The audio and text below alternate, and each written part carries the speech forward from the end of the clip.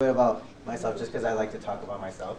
He does. He really does. And he can vouch for that. So my name is Hussain. I work with CIBC Bank. I've been in the community development world for the last 10 years or so.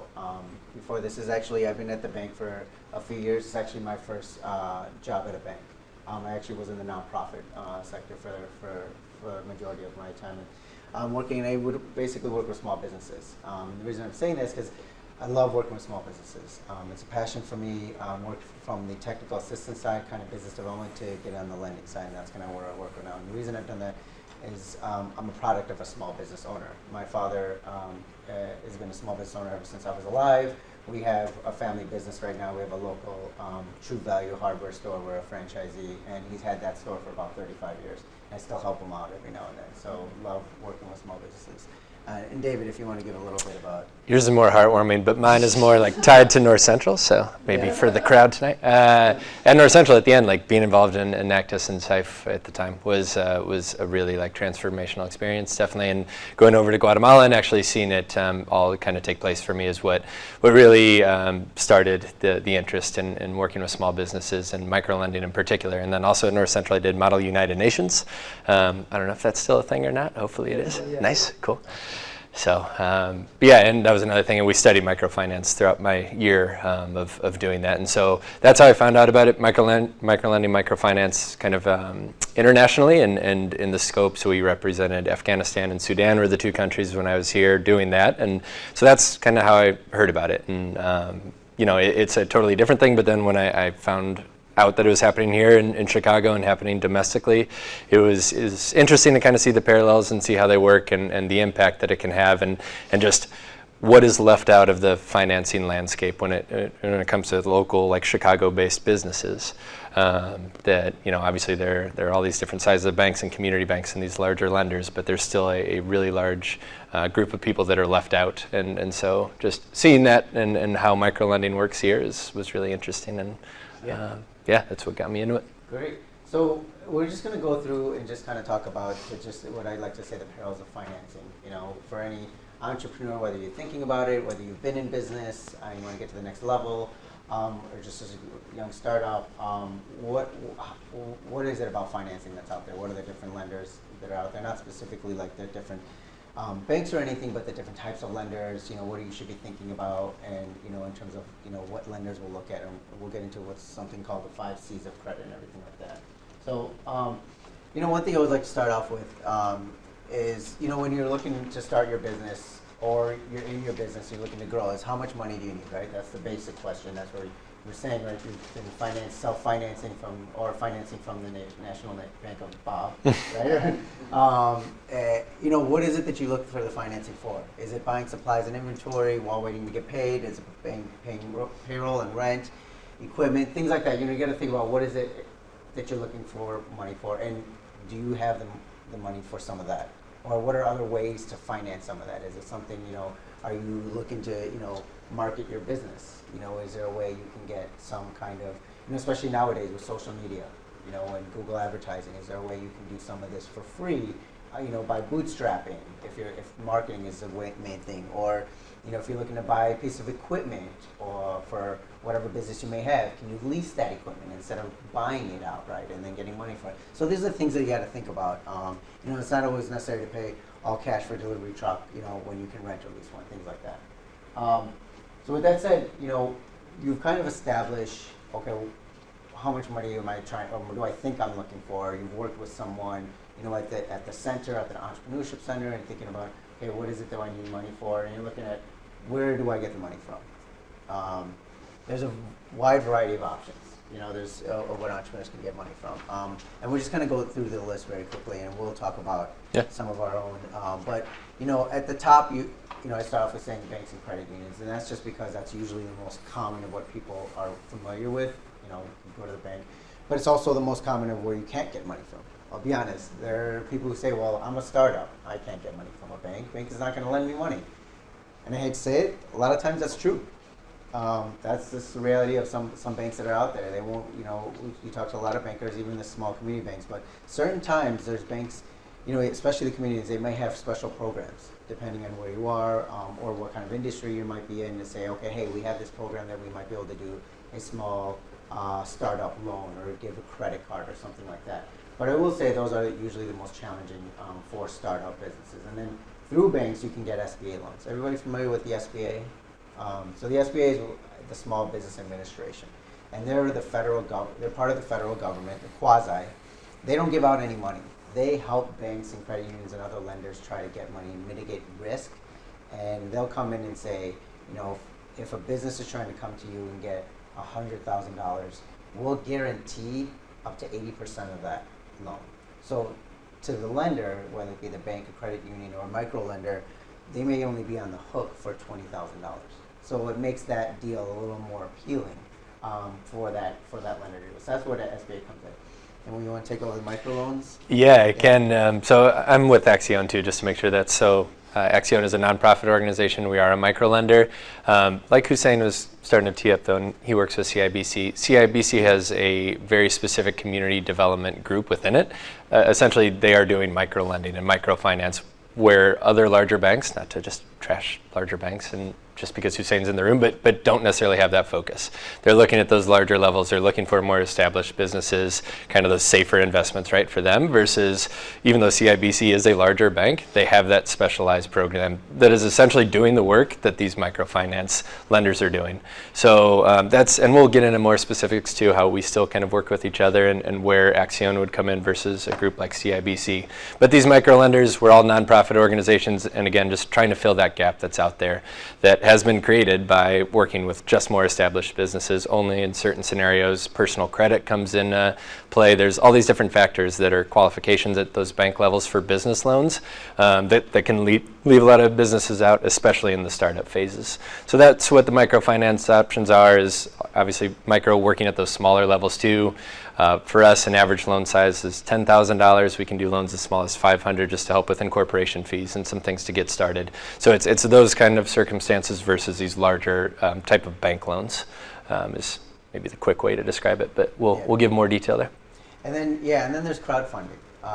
Crowdfunding is definitely a type of lending that's been a little more accessible in the last several years. You guys heard of places obviously like Kickstarter. There's Kiva. Kiva is a little more worldwide, but they also do micro lending here in the U.S. Some people may have heard of Grameen Bank or Grameen Foundation, which is, the founder of that, Muhammad Yunus. He won the Nobel Peace Prize back, I want to say, in 2008 or 9 for doing small microloans. And when I say small microloans, these are microloans in different countries of loans of $50, $75, maybe to a vegetable cart owner in India or a goat farmer somewhere in West Africa, where they may, want to be able to buy additional goats, or someone wants to buy additional cart for their vegetables or something like that. So they're very small microloans. So places like Kiva have done that, but they've also come to the U.S. again, but on a slightly larger scale, doing loans of, $500, just as David mentioned, and Accion does a great job within Chicago and the national area. But crowdfunding, they've taken that kind of just general lending and took it online. So it's a way of raising money. And so I'm sure you guys are also familiar with, like I said, Kickstarter, Indiegogo. There's ways of raising funds, through campaigns. Kickstarter does a great job of, as a small business, you can raise funds as well as get a small business loan. And so their funding may not be a loan per se. And David, you can actually talk about what your... Yeah, Accion tries to help with that. So we have a curated Kickstarter page, essentially, that Kickstarter in particular, you have to reach the full amount that you set out for. So if your goal is $5,000 and you only raise $4,000, you actually don't ultimately receive any of those funds, versus GoFundMe or some of the other ones where it's just whatever you ultimately get. So we exactly try to help with that. We have a business coach. We'll also get into that. But in addition to lending, we do free coaching services for small businesses, work with small business development centers and other groups too, where if we can help internally and also connect with whatever the local kind of organization is. But yeah, for the Kickstarter page, just because there are all those details to it, and there's whatever the business is, gives something back to whoever's donating. So helping design what that plan would look like. Those are things that we try to help with. And the only other thing I wanted to add is, especially when banks aren't an option, a lot of these you do have to kind of piece it together. A micro lender with an average $10,000 loan that might not capture whatever the total needs are. Crowdfunding and some of these other things can kind of be done to piece it together. Right, that do both. So next one is asset-based lending. So I'll go quickly over the asset-based and factoring. Basically, they're just different types of lenders that'll lend, and we're going to get into what lenders different lenders look for. An asset-based lender will look specifically on the fixed asset that you might be buying. So if you're buying a piece of equipment, so maybe a large manufacturing company is buying a piece of equipment that's $50,000, they can go to one of these lenders that's going to lend specifically on that piece of equipment, and they'll take that as collateral. And they may not look at the business itself, so it's kind of like leasing, but they're purchasing equipment. Factoring, another similar one, but they're lending based on invoices usually. So they're if you're a company that sells to a big corporation, or you have contracts with the government, and your invoices are going to be 30 days, 60 days, or sometimes 90 days, especially food manufacturers or food businesses who, a great example of them is people selling to like Whole Foods or even Walmart. They're not going to get paid, but they got to deliver the product, they got to manufacture the product and deliver it to them. So they'll invoice, a place like Walmart or somewhere else, and they know they're not going to get paid for another 30 days. So a lender like a factoring company will do, they'll come and buy that invoice from that customer. And they'll basically, so if you invoice Walmart for like $50,000 for an order, you'll get a loan for $50,000 to kind of help your payroll and cover all your different other expenses. And then once that money comes in, that factoring company will take its share, take the $50,000 plus a little bit of interest, and then they'll give the rest back to you depending on what they purchase, how much of that invoice they purchase, and stuff like that. And then, as I mentioned, similar to crowdfunding, there's online business lending, places like Cabbage Lending Club. Again, these guys have sprouted out a lot more and been a lot more prominent, especially since the 2009 recession, where I'll be honest, where banks definitely went, if they weren't lending then, they definitely stopped lending, for the most part, especially the bigger banks after that. And so these guys have came in and started giving loans within, a very short period of time. But I always talk about it and say people should be skeptical about the types of loans that come from some of these online loans. They're for very niche purposes, and a lot of times people get caught up in some of these loans, and they end up having interest rates where they don't always explain it, but there's interest rates are upwards of 50-70% or even over 100%. So you have to be mindful of those things. Yeah, and real quick, just to touch on those, because that's another thing where, again, if you're not qualifying for that bank kind of safe, traditional form of lending right away, it is really, really easy to get caught in one of those. And like Hussain was saying, a lot of them maybe are daily repayment loans that advertise like, quick cash, easy cash, and don't really go into all the extra things. It's just completely unregulated. And we hear about it with like the auto loan industry and things like that, but it's exactly the same with business lending, especially online. Did you have a... Can I ask you a question? Yeah, please. Do you want to interrupt? So we do, a lot of our customers pay us through PayPal. Yeah. So yeah. just last week I got approached by PayPal for one of these online business right. Loans. And it was super quick and super easy. Mm-hmm. It was approved in literally under 5 minutes. Yep. Yeah. And I tried to figure out the APR. Right. And, and I thought, I must be making a mistake. This APR is like way up here. It was weekly payments. Right. So I thought, all right, well, I'm not going to do anything with it. So I just, exit out. 5 minutes later, the phone calls, and I get not a high pressure call, but the guy was definitely trying to close me, and he was telling me, my point I'm bringing up is he said APR doesn't even come into consideration here. It's a different type of loan structure. You don't understand. I said, I think I do. I think I do understand. Exactly. So what was he trying to pull and tell me that APR does not really apply? So yeah, and that's a great question actually. And so the way they interact is, and the way they lend is, they're trying to say that, listen, because you're not taking this loan, which is true to a certain extent, they're not taking this loan for more than 1 year, right? APR is annual percentage rate, so it's based on an annual percentage rate, right? And so if you calculate it, but they're saying, but you're in a very tight cash flow crunch, and you need this money now, but you're going to get this money next week or in 2 weeks or in a month, and you'll be able to pay all this back. You don't have to worry about it. Even though the cost is high, but you'll get that money right away. And so that's why they're saying APR. So the problem is if you can't pay them back right away, and it's weekly payments, and those weekly payments they're not just for 1 month, it ends up being 2 months and 3 months and 6 months. Because I've had clients that have gone through this, and they have these daily payments that are taken out, but they've been making these daily payments, and they end up telling me that their monthly payment ends up, for a loan payment that should be $300, ends up being almost, $2,000. So it's how long you take the payment or that loan for. So it really depends, and that's why I said there are certain instances where a loan like that might be helpful, but when you can't pay that back, then that's something that's good that you looked into. Say, if I can't pay this whole loan back, within the 1 month that they're expecting you, what they'll do is they'll come back and say, okay, well, we'll give you more money to pay this loan back, and then it's called stacking. And then before you know it, you've got 3 different loans with that same company, and your payments are upwards of like $3,000, and you're paying up, and you calculate the interest rates, and it ends up being over like 100% or something like that. So I have experience with PayPal, and they're actually not as bad because you probably do PayPal because you have credit card sales are with like Correct. And those guys. And that's what really attracted me was, Right. I've been doing business with PayPal for 8 years, and they approached me, and I thought, wow, it's a great name. Yeah. Started by Elon Musk. Yeah. How bad can it be? Maybe get an electric car deal. But it was. It's scary bad. And it's based off of sales, so it doesn't matter how you do or how you are. It's usually they base it off sales, and then they'll take like a certain percentage no matter what. Right. Yeah, and Square and all these companies are starting to do it, and it really does depend. And I would say PayPal, Square, some of those bigger companies are actually probably the safer end of those options. But we saw a predatory one that was taking, I think, 25% of daily sales. It wasn't either of those companies, but in a restaurant, so like, yeah, if they made $1,000 that day, they had to pay back $250 of it right away. And there are instances, especially when you can pay those off, maybe it does make sense if there's that quick need, but it's the trap of if you can't pay it off right away, for sure. Thank you. Yeah, no, thanks for the context on that. Yeah, thanks for bringing that up.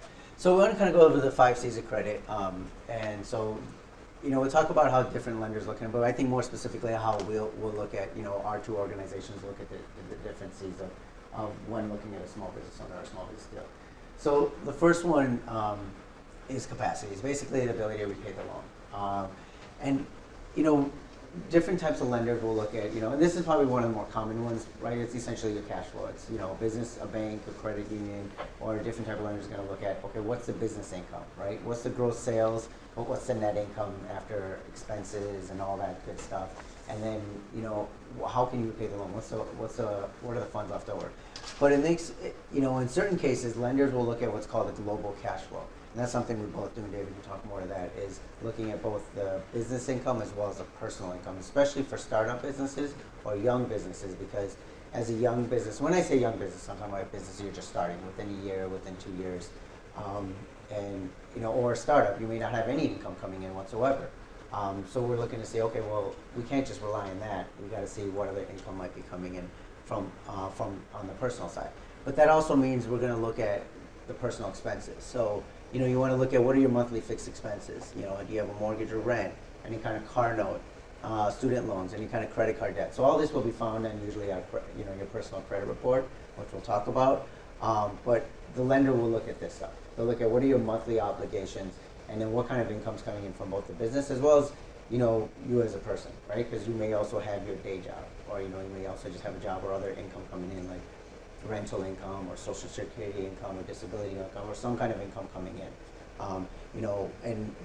Our organizations will look at that type of cash flow ratios. I don't know if you have. No, definitely. I think for both this and credit, it can be a frustration or a pain point for business owners is wondering why it is so tied to them personally. And maybe credit is where that comes up more if they've had a credit challenge in the past, and a lender, even a micro lender, is kind of trying to dig into that.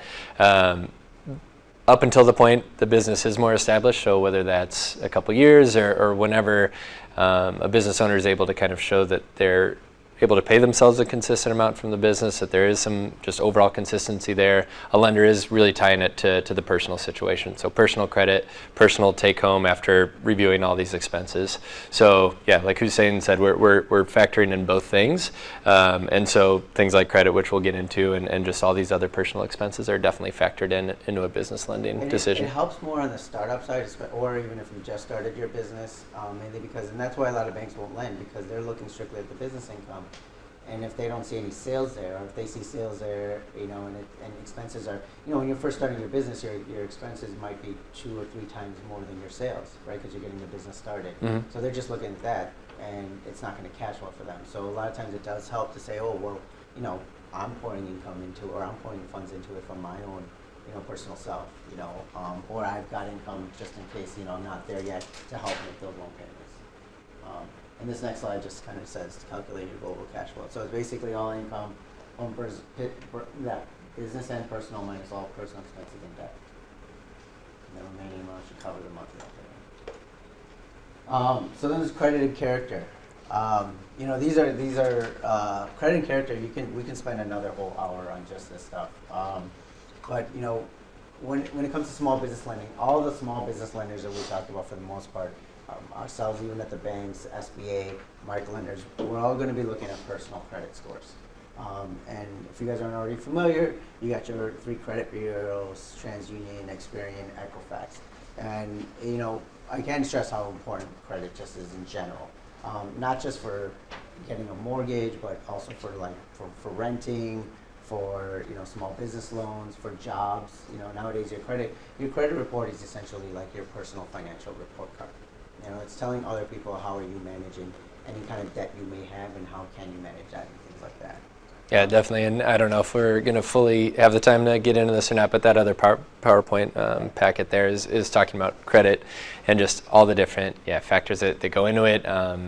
Not only the score itself, but like Hussain said, how it just, up until the point the business is more established, how it really is tied to yourself as a business owner. Yeah. And so you got FICO scores that will range obviously from 300 to 850.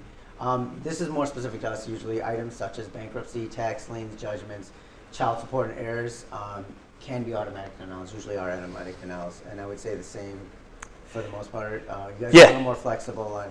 Exactly. That is another difference where, again, like a nonprofit, a smaller micro lender is going to have more flexibility on if the overall score is lower, if there's some things that have come up, whether it be tax liens or whatever it is. So, yeah. So this is what as I was talking about, credit not being just for business loans or mortgages, for apartment renting, jobs, insurance. And just a quick, I like to point out how your credit scores are broken down if you're not already aware. Most people already know that, majority of your credit score is calculated by your payment history, compared to the other ratios or the other factors, which is 35%. But a lot of people are actually usually surprised at this line item, the credit usage being a good 30% of the impact, meaning how much of your credit are you using? So a lot of people say, they come to me, especially clients who, they may have credit cards, but they're maxed out on their credit cards. And although they're paying the minimum payment. So how when we have our credit card bill, you have your balance, but then they tell you, okay, well, you can make your minimum payment. This is the minimum payment to not be charged a late charge, but you're still going to get that finance charge. So it's usually like $25 or $35 to maintain, to make sure you don't get that late charge. So usually people say, well, I'm paying that minimum payment. I'm making my payments, what the credit card said, and so I should be fine. Why is my score going down? Well, a lot of it's because you're using more than 80 or 90% of your credit limit. So if you have between credit cards, between multiple credit cards, a total credit limit of $5,000, and you're maintaining a balance, even if you're paying up the bill on time, you're maintaining a balance of like $4,000, that will help, that will decrease your score. So the rule of thumb kind of is just keep your balances at about 30% or lower. And just back to very quick on credit, and we'll David can go on this in the other slides, but on our end, we do, as I mentioned, we do actually have a score threshold, minimum score that we look to. So, and I'll talk about some of our programs later, but most of our programs we won't go lower than 600. Whereas David and Accion, they're really flexible. They actually don't have a minimum credit score per se. So while we do actually have a minimum credit score that, if someone does apply, we can try someone comes in with something lower than that. These guys will look at the whole credit report. Yeah, and a more traditional bank might though look for 680 or 700 there, just so you have those numbers in mind, and versus like a community development group like with Hussain, and then exactly a nonprofit would kind of catch also situations past that might be lower credit for whatever reason. So next piece is collateral. It's basically what the business has to pledge, whether it be the business, the assets, and assets could be a lot of things. If you're a construction business, it's all the inventory that you may have. If you're, a business that has a lot of receivables, if you got contracts with corporations, or if you're a trucking business, your assets are your trucks if you own them, or if you own a building, if you're a commercial retail storefront and you own the building, that could be your asset. So it really depends on what the collateral is. I will jump to say, again, in our world, banks will look at collateral depending on what size loans, and I'm talking about loans of $500,000 or $1 million or more. But in our world, when we're still doing micro loans up to like $200,000, $250,000, we're not really big on collateral. We usually we'll do what's called a UCC, meaning just take a general lien on business assets, and that's just an overall general lien on what's under the business. But that's what we use when we look at collateral. Yeah, big thing there is if that is a shortfall, that's where these alternative lenders come into, right? If it's somebody that does not have access to those either personal assets or has not built up business assets yet, that's where other kind of smaller non-traditional lenders come in. The other one is capitalization. Basically, it's the amount of money that you as a business owner has put into the business. So any lender is going to want to see, what kind of equity, or the business, the money, the income that you're making from the business. How much of that is being put back into the business? Are you generating $100,000 of sales, and you're, an advertising company, but you're giving yourself, an $80,000 salary? How much of that money is going back into the business rather than your pockets, as a business owner, right? Yeah, obviously you got to make a living, but you got to see, what's going back into the business. And again, I use that example just not as an actual threshold, but, lenders will just want to look at what income or what equity have you put into the business, if any. And there's no rule of thumb. There's no saying, you have to put X amount into it, because every type of business, it takes a different amount of startup funds to start. And then also different types of funds to grow that business and to put back into the business. So it really depends on that business, your situation, things like that. Yeah. We just want to see, what type of income is going back into the business. Yeah. Conditions. So there's two types of conditions, and then within those two types, there's different uses we'll look at. And conditions, basically, on the internal side, we're looking inside the business, meaning, what are the loan proceeds? That's really the main thing on the internal condition side. Any lenders are going to look at, is this working capital, or is it some kind of fixed asset? Are you looking to purchase something, or are you, do you have receivables? And you need to pay your employees, so you need a working capital loan. So if it's something like working capital, where you need to float some money, that's usually for a product called a line of credit, right? So a lot of banks will do. Most banks will do a revolving line of credit. It's kind of like a credit card, but it allows you to have a set amount of funds that you're approved for, and you can draw from that. But we want you to revolve it, meaning we want you to pay that back, not within the year's time, but you can have it, go out and pay interest only on some of that line. So let's say, example, you're a business that has a contract with, again, Walmart, and they're paying you back in 90 days, so you got to float some of those funds. So you have a line of credit for $50,000. So every time you take out $15,000 or $20,000 to pay your employees, or pay some other things, and then after you take out that what's out, you're paying interest only on that. But at some point, you want to bring that principal back down. You want to pay that principal. And the other type of within internal is, as it equipment, inventory. Those types of things are all going to be usually term loans. So it's going to decide what type of loan you're going to be getting and everything. External factors, anything outside the business, anything that's economic, environmental, legislative, industrial. What are the laws that are out there? What's the legislation right now? A big thing I'm sure we're all listening to in the news, Governor Pritzker is looking to legalize marijuana. So, cannabis type businesses, that's going to change.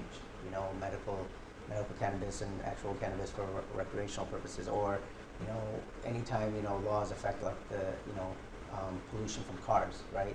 The federal government set certain standards in the past of, you know, emissions that, you know, different car manufacturers put, so it will affect what type of, you know, the vehicles that they're making, and what type, you know, and that's, we obviously have had that, the influx of, you know, electrical cars with Teslas and other type of electrical cars that are coming about, things like that.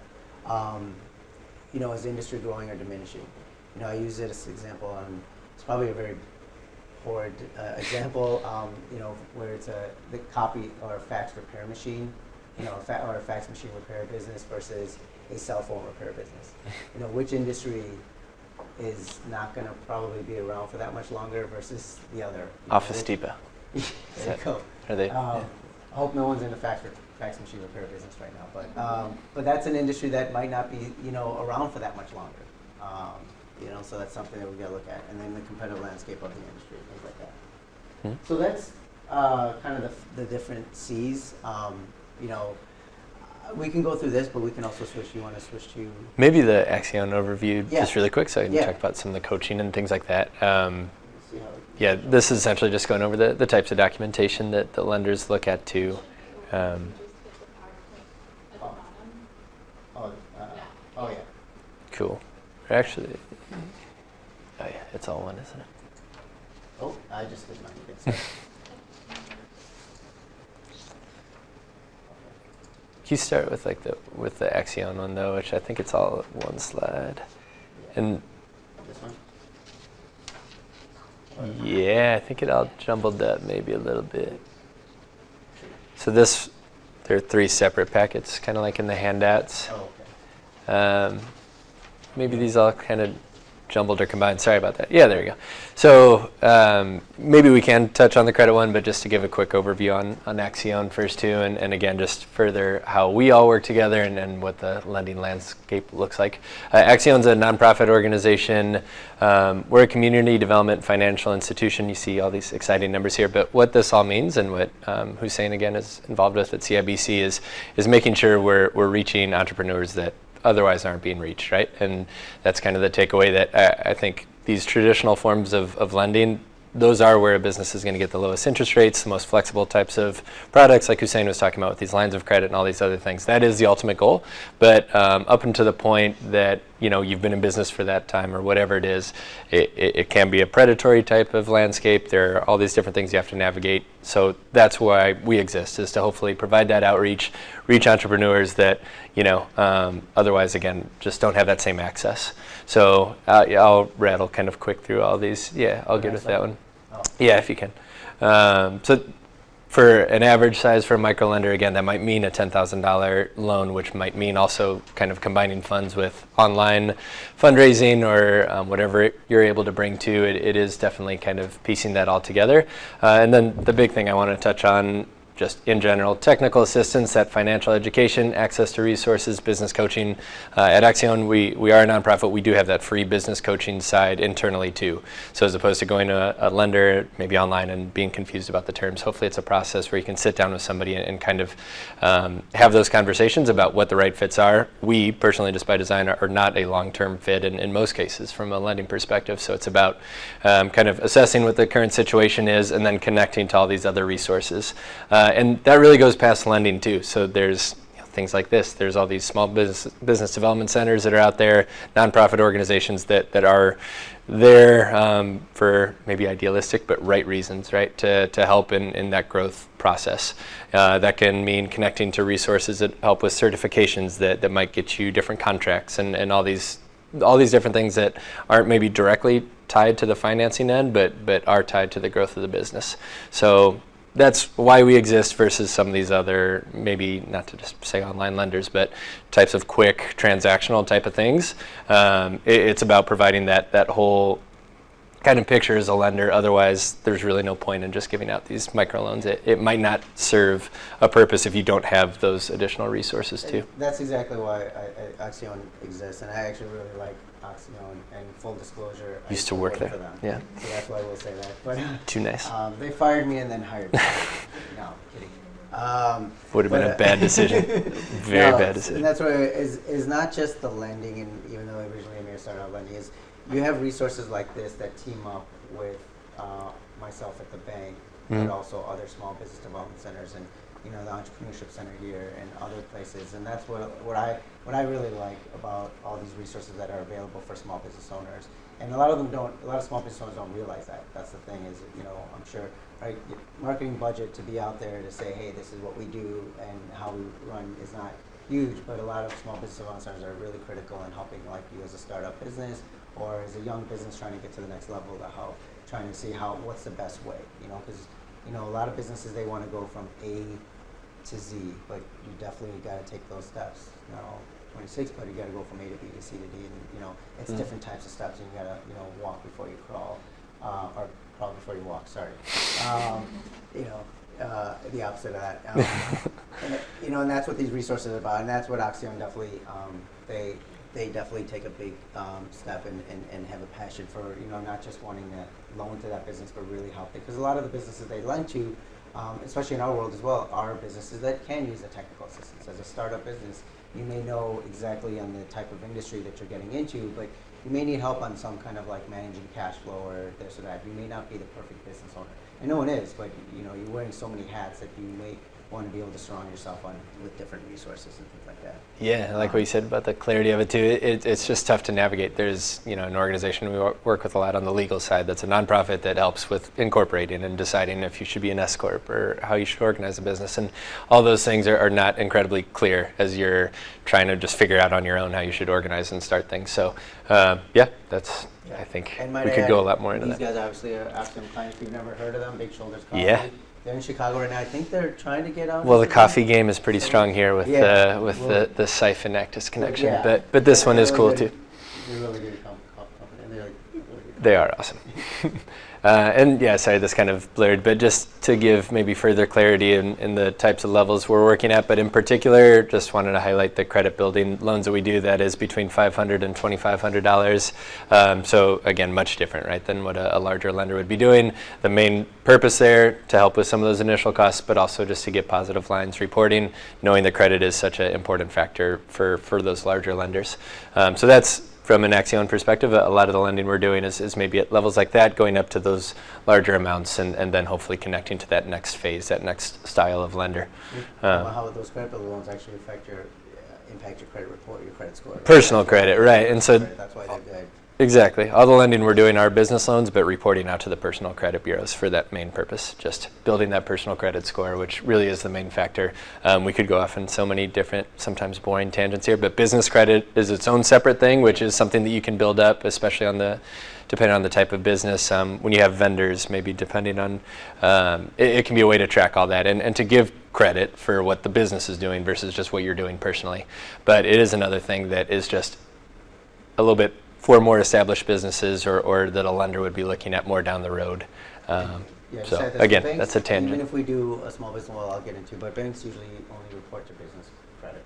So as David was saying, they're not going to report to your personal credit score, or to your personal credit bureau. So it's important, especially if you're trying to rebuild your credit, or not just rebuild it, but build your credit. Especially some of you who are still in school and looking to get out, and as you're graduating, you may not have much credit history or any credit history. So it's a lot of it's not just rebuilding, but building credit. Right. So you want to get on and find a way of getting like a secured credit card or getting a small business loan to do this or do that. That'll report where banks and when we lend, even if we do a small loan, which I'll say our loans go as low as $1,000 ourselves, we're going to report that to a business credit bureau. We're not going to report that to any of the personal credit bureaus like TransUnion, Equifax, or Experian. To be honest, I think a lot of that just further reiterates just these different levels that we're working at, and then some of the things that we talked about in the other slide. And then that third packet, the importance of credit one, again, is just going into further detail on the different things, those 5 C's of lending, which is the exciting way that we put it. So really just kind of further context there. But they've not asked me about loans. It's not what I talk about, but yeah. This is great.